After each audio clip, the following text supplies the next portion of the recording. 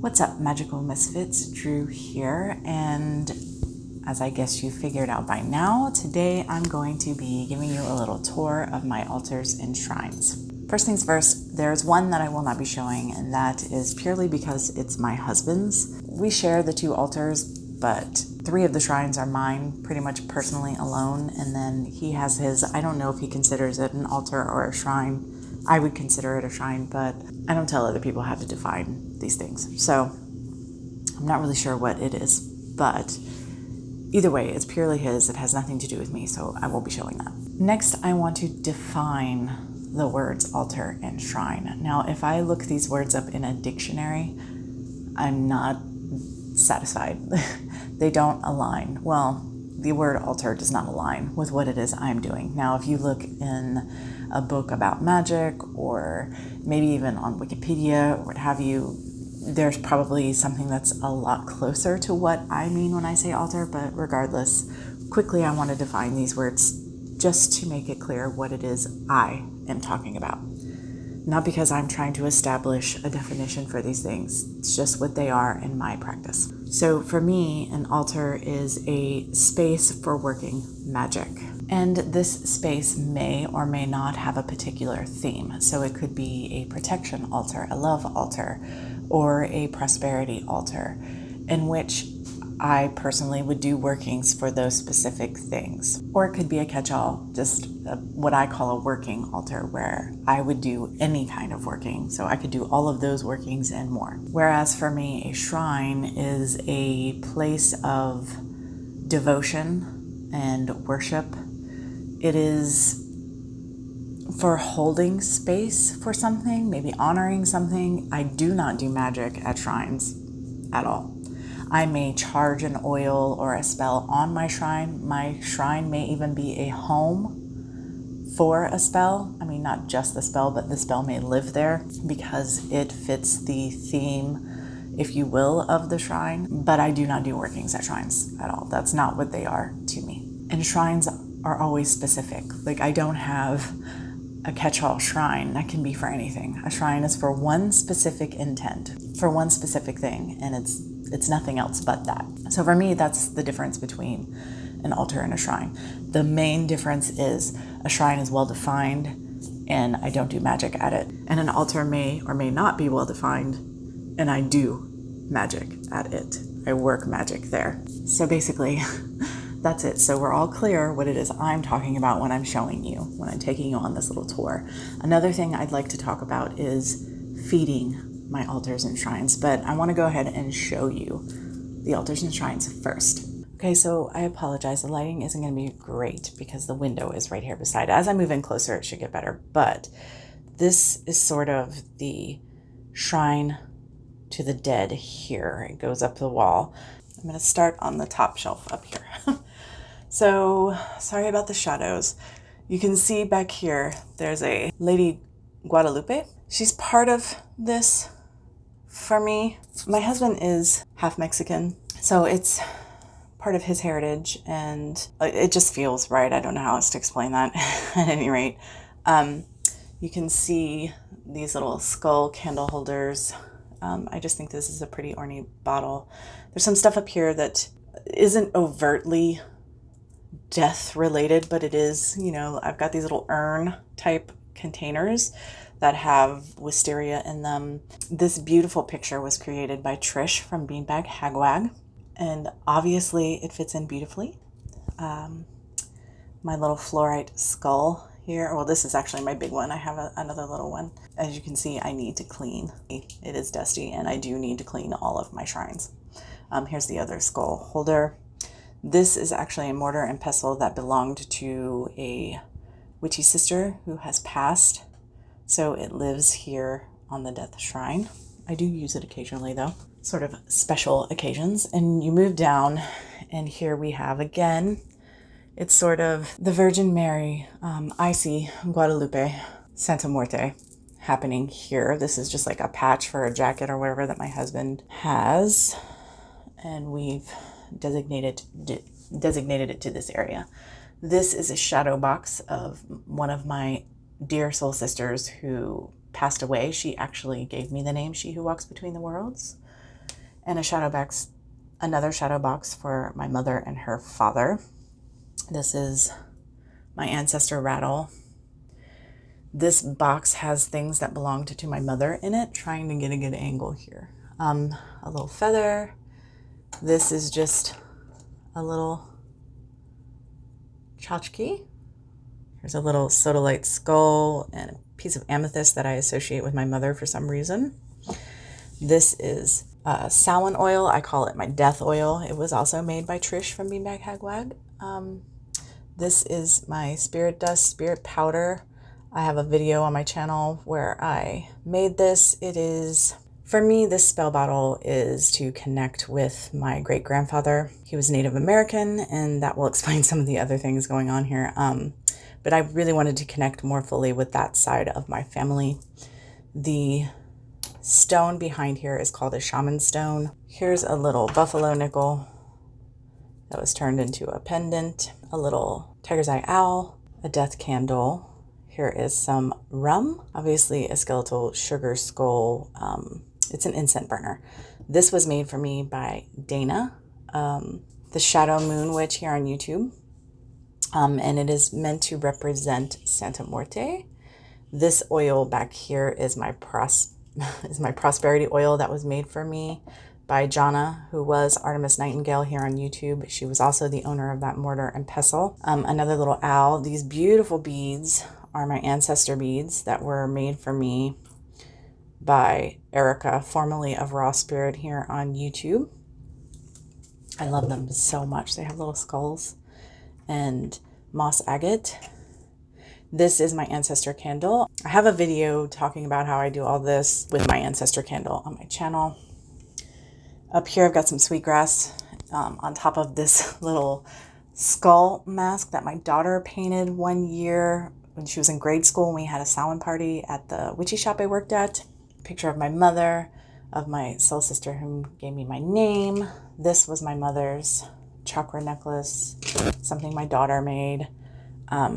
This is a picture of Jonna and a little postcard that she had sent me. And that is the Shrine for the Dead. Then over here on the other side, we have our prosperity altar. Again, there is a shadow and I apologize. Back here in the back, we have our Rose of Jericho. My husband and I each have one. We feed them, so they have crystals and just whatever we want to put inside them. And when we water them, they open up and you can see that. And here there is some change, money. This is our money water. We actually use it to water the roses. This is money rice that another witch sent me. I won't say her name because I don't know if she wants her name on YouTube, but her channel is called My Witchy Way. I will link everything in the description. For a candle holder for burning, because we do actually do workings at this altar. This is my drawing rattle that I made. Pretty sure I have a video up about that. Here's a lodestone and its food here, a little green aventurine frog and a lucky horseshoe. And this box is money. There are bills and change, and money goes in and money comes out. This is an abundance cluster, some jade and pyrite and citrine and a bunch of stones in here, all of which of course are associated with prosperity. We have our business card that has had a working done on it. This little gnome candle, this little green gnome candle. This is one of my prosperity candles I make, and I did make one like this on my channel. Again, I'm gonna have to try to remember to link all the videos. And a horseshoe. And there are little tchotchkes back here that I associate with abundance and prosperity. And obviously cinnamon is associated, but you know, every little thing on here is for the cause. Under this green cloth here, on the top of this surface, I have drawn a sigil that is made to represent money in the bank on top of the cabinet. And then anointed it with an oil and covered it and dressed it. And right under here in this little cubby, other things live here too, but I have some patchouli incense that is only burnt at the prosperity altar. Here is the working altar. In this little box underneath, I stash away stuff that doesn't fit on the altar, like incense and other goodies, a torch lighter, stuff like that. Anyone who had followed me on Facebook had seen that I used to have a really ornate, chunky, carved Japanese chest out here that I set my altar up on. That chest has gone back into my bedroom. I also used to dress that altar once a month. Well, since I've fully embraced working with Aset, a lot has changed. So we pulled in this little table. I do not redress it. It is a work in progress right now. But, you know, what we have right now is some candle holders and a scorpion and an incense burner that was sent to me by Daina. Thank you. This little talisman here is something that came to me in a meditation. Normally when you see the sun disk with the snakes, there are wings, but that is not how I saw it in the meditation. So I made it exactly as I saw it. And it's really for my solar plexus. It's about willpower and standing in my power. It's a power talisman, but it lives on the altar. There's my teacher, Crystal. Still want a totem for my spirit animal on my altar. A snuffer. This little box has my runes in it.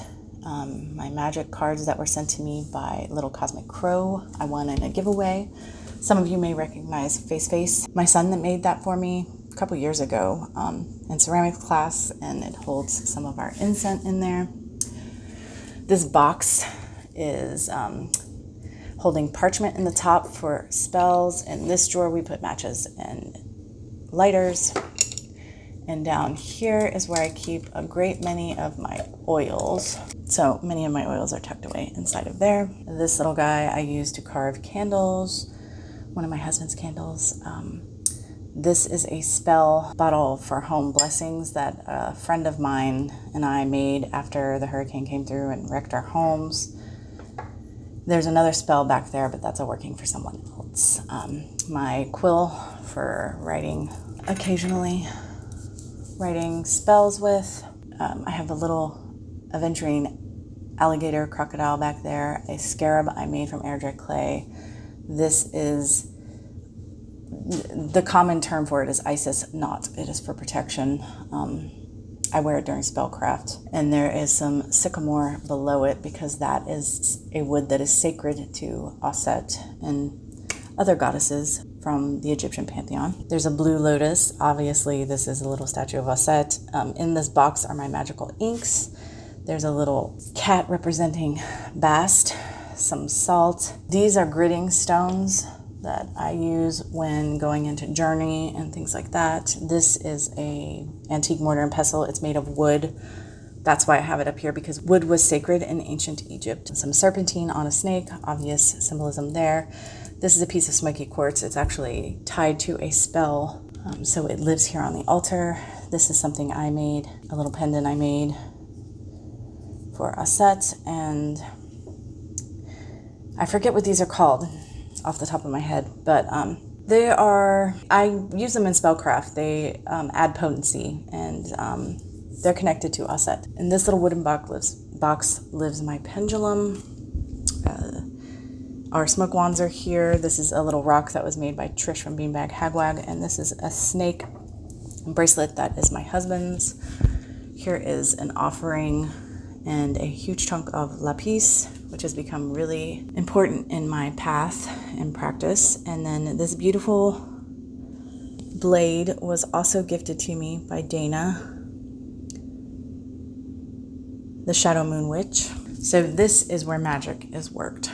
Unless it's for prosperity, that's usually done at the prosperity altar. This is the love shrine, and it's pretty obvious what's going on here, but this is a spell that I did years ago for harmony, love, friendship, peace, all that good stuff, cooperation in the family and in the home. And I mean, again, most of the stuff is pretty self-evident. This was also painted by Trish of BeanbagHagWag. This copper, it's natural formation, but it looks like a heart, so it lives here. This was made by an artist friend of mine, the one who I did the spell battle with. This white rose was the first thing my husband ever gave me. I have a piece of turquoise here that's very heart-like shaped naturally, so it lives on the altar. An abundance crystal. I have representations of Kuan Yin, because she is the goddess of love and compassion. I have rose quartz obviously everywhere because love. And then this little heart, this was actually cut out of amethyst. And then lastly is Auset's shrine. Again, I apologize for the lighting because she's right beside the door. This is the most east facing wall of our home, and as you can see, there's not much wall. It's mostly door. Unless I want her in my bedroom, this is the only place I can put her. So she fits very nicely here. This is obviously for burning incense, and yes, I do need to clean this really bad. I said I need to clean all the shrines, but Auset's shrine gets cleaned most frequently. It also takes the longest. I take a lot of time with it. It doesn't take forever, but it takes longer than any of the others because I really take my time and I anoint all the crystals and everything, and it's a thing. This is something I made for actually a giveaway. It was like a to enter a giveaway from Palm Tree Bewitchery, Brittany. This is something I made for that. She wanted you to do something creative, and that was before I was actively working with Auset. I didn't realize that she was there, but she was. Red coral is associated with her. This is a pyrite sun, so it's here to represent the sun. The flower of life is a symbol that comes out of ancient Egypt, among other places. More sycamore back in the back, an offering to her. A blue lotus. This is my devotional candle I burn each day. I anoint it with her oil before. When I first put it in, it takes several days to burn it down. Some carnelian and lapis. This is here purely because it's a pyramid. These are actually associated with Auset. A snake and moonstone is associated with her, and I love this one because it looks like there are moon phases on it. It's the coolest thing. A water for like moon water or what have you. Let's see.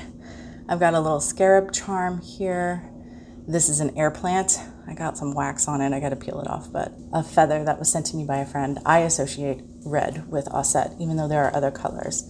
Another pyramid, an obelisk of lapis lazuli. This is a crystal that again, lapis has become very important to me, but this specific crystal is special in my practice when it comes to working with Auset. There's some red jasper that's associated with her. This is an oil that I made for her. It is Auset's oil. I was guided as to what to put in it. Right now my intuition oil is charging here. Got a couple snakes for obvious reasons. They are associated with Auset. They are associated with goddess, period, but cobras are associated with Auset in particular. An ankh.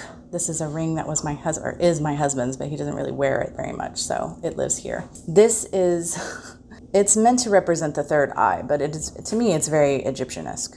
I've had this thing forever, but it's meant to be meditated with and whatnot. This is a censer, obviously. I just use it kind of as a little offering place, and there's a piece of copal there that is not associated with her, but I just really felt called to give it to her anyway. Maybe because it's a tree resin, I'm not really sure. These are her candles. They are beeswax.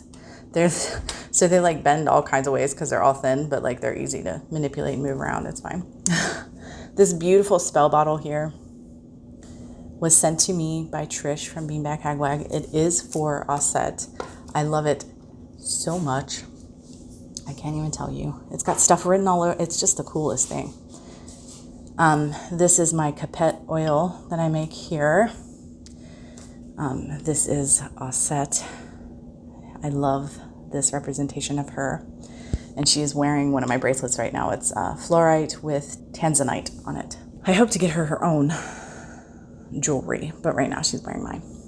We're sharing. This is not just a representation of Auset. It is Auset. There is a ritual in Heka, in Kemetic practices, in which you call the deity to live in the statue. It's called the opening of the mouth ritual ceremony, and I did that with this. So everybody knows they're not really allowed to touch her, and if they do, they have to treat her like a living thing. They're not allowed, they have to be so careful and respectful of her. And lastly is my sistrum. I'm not happy with the paint job on the handle. I'm going to redo it. I didn't have gold paint, or my gold paint looks yellow, I should say. It is gold, but it looks yellow, and I don't like it. This is a rattle. It's for dispelling evil and calling in deity. So I made that a long while ago now.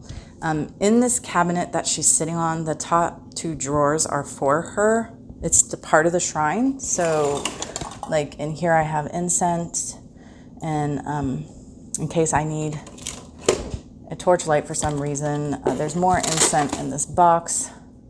Rope incense and cone incense.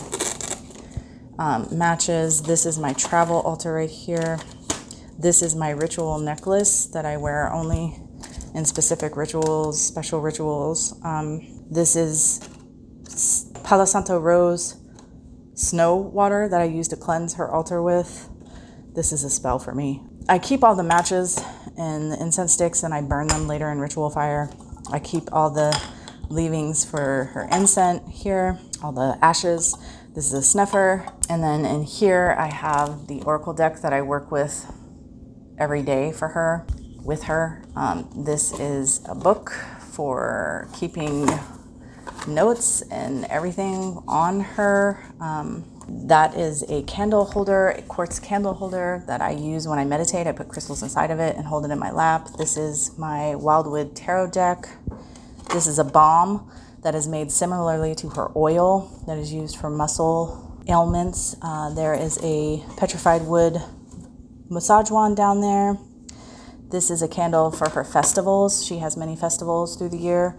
If they are for her and her husband, Asar, I burn the candle facing this way. If they're just for her, I burn the candle facing this way. A bunch of little tea lights. This is my smoky quartz wand. This is a beautiful tarot wrap that was sent to me by Rachelle from Amethyst Ascension. But I haven't used it yet. And I'm not sure if I'm going to use it for tarot, but I'm going to use it for something. It's beautiful. This is a white piece of linen that I used to wrap around myself for my dedication, and I may do other things with it, I don't know. Some candles for intuition. That's my poppet for myself and my health. I keep tea lights in here, this beautiful box that was painted by Trish from BeanbagHagWag. I can't remember what's in here. Wax. Any wax that is left over from candles, I save and recycle. Yeah, that's the gist of it. Okay, so what do I mean by feeding my altars and shrines? The most basic way of feeding them for me is cleaning them. So when I am cleaning an altar or a shrine, I am giving it my time, my energy, and my attention.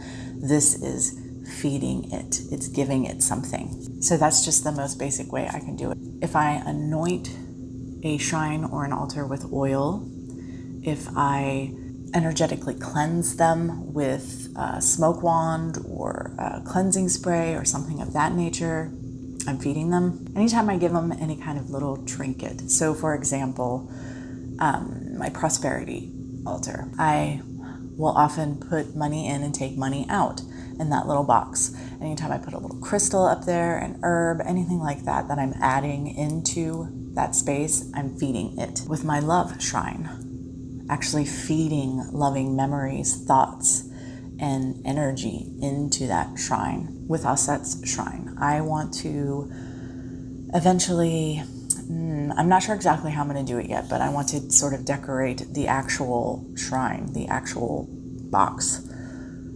with maybe hieroglyphs or some other artwork that is in keeping with ancient Egypt or Chemeticism or Heka. That will be feeding that shrine. When I made my sigil for my prosperity altar, that was feeding the altar. So there are lots of little ways that I do this. It is not the same thing as making an offering. For example, when I make offerings to Asset on her shrine, that's not about the shrine, that's about her.